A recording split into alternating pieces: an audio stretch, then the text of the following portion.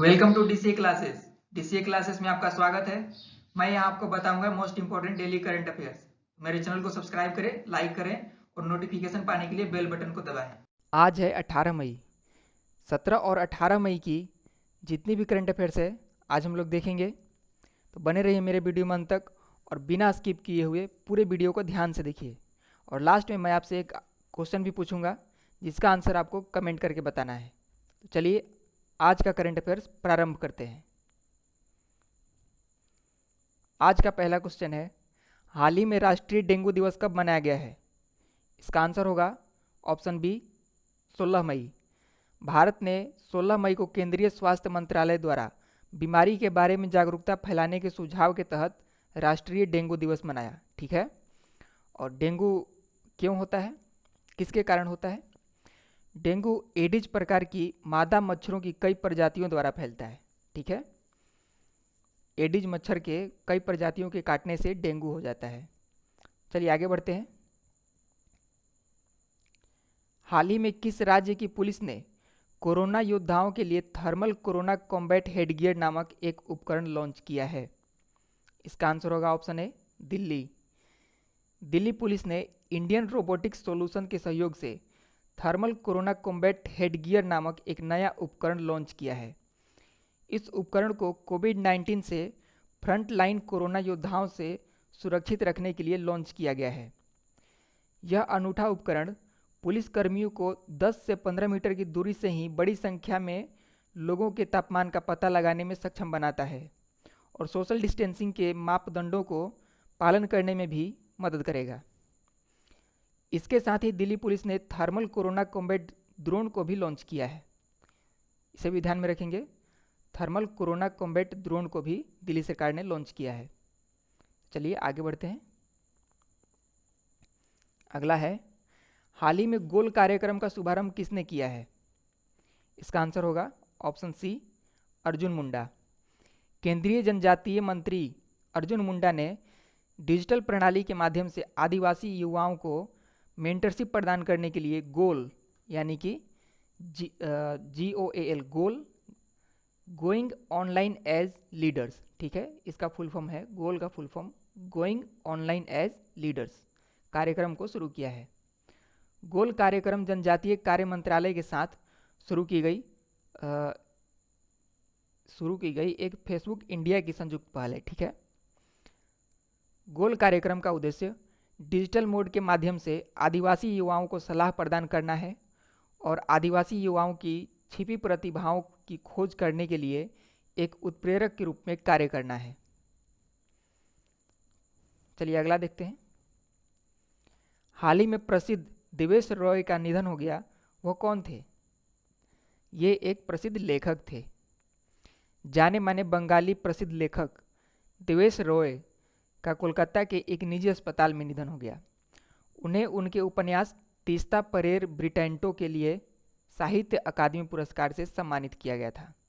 ये ध्यान में रखेंगे, इनको साहित्य पुरस्कार से सम्मानित किया गया था। और किस उपन्यास के लिए? तीस्ता परेर ब्रिटेंटो के लिए इन्हें मिला था। चलिए आगे बढ़ते हैं। हाल ही में अंतर्राष्ट्रीय प्रकाश दिवस कब मनाया गया है?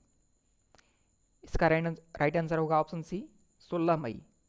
हर साल 16 मई को प्रकाश के विज्ञान, संस्कृति और कला, शिक्षा एवं सतत विकास के साथ साथ चिकित्सा, संचार और ऊर्जा के रूप में विविध क्षेत्रों में भी आम भूमिका निभाने के लिए इंटरनेशनल डे ऑफ लाइट दुनिया भर में मनाया जाता है। यह दिन 1960 में भौतिक विज्ञानी और इंजीनियर थियोडोर मैनन द्वारा लेजर के पहले सफल संचालन की वर्षगांठ का प्रतीक है। अगला सवाल है, हाल ही में किसके द्वारा MIR-AHD कोविड-19 डैशबोर्ड विकसित किया गया है? इसका आंसर होगा option B IIT Gandhinagar. IIT Gandhinagar के शोधकर्ताओं द्वारा MIR-AHD कोविड-19 डैशबोर्ड नामक एक इंटरैक्टिव कोविड-19 डैशबोर्ड विकसित किया गया है। इस डैशबोर्ड का उद्देश्य इस संकट के समय अनुसंधान समर्थित निर्णय लेने के लिए हितधारकों और जनता को महत्वपूर्ण जानकारी प्रदान करना है। यह इंटरैक्टिव डैशबोर्ड कोरोना वायरस के अनुसार टेस्टिंग की योजना बनाने में प्रशासन, अस्पतालों और लोगों की सहायता करने में सक्षम है। अगला है, हाल ही में केंद्र सरकार ने किस बैंक के साथ मिलकर पश्चिम बंगाल में सिंचाई विभाग में सुधार के लिए एमओयू पर हस्ताक्षर किया है? इसका आंसर होगा ऑप्शन ए AIIB। भारत सरकार, पश्चिम बंगाल सरकार और AIIB यानी कि एशियन इंफ्रास्ट्रक्चर इन्वेस्टमेंट बैंक, ठीक है, एशियन इंफ्रास्ट्रक्चर इन्वेस्टमेंट बैंक, ये तीनों द्वारा 145 मिलियन अमेरिकी डॉलर की परियोजना के लिए एक समझौते पर हस्ताक्षर किए गए हैं। इस परियोजना का मुख्य उद्देश्य है पश्चिम बंगाल में दामोदर घाटी कमान क्षेत्र में सिंचाई करना, सेवाओं और बाढ़ प्रबंधन में सुधार करना। पश्चिम बंगाल की राजधानी है कोलकाता। पश्चिम बंगाल के सीएम ममता बनर्जी, गवर्नर जगदीप धनखड़, ठीक है। और AIIB यानी कि एशियन इंफ्रास्ट्रक्चर इन्वेस्टमेंट बैंक, इसके अध्यक्ष कौन है? जिन लिकुन, ठीक है, जिन लिकुन। चलिए आगे बढ़ते हैं। हाल ही में सिक्किम ने अपना राज्य दिवस कब मनाया है? इसका आंसर होगा ऑप्शन बी 16 मई, ठीक है, आंसर होगा 16 मई। सिक्किम प्रत्येक वर्ष 16 मई को अपना स्थापना दिवस मनाता है। सिक्किम जो पहले राजशाही था, बाद में 16 मई 1975 को देश के 22वें राज्य के रूप में इसकी स्थापना की गई।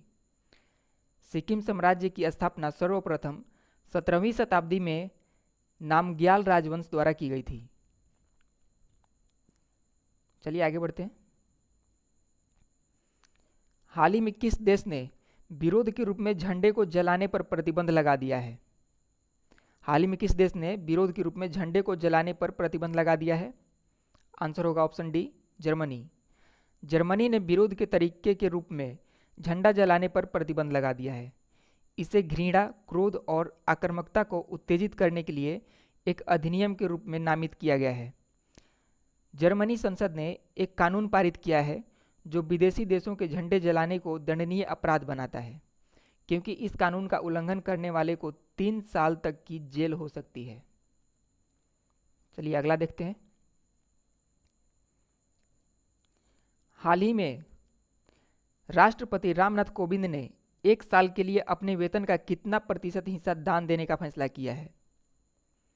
इसका आंसर होगा ऑप्शन बी, 30%।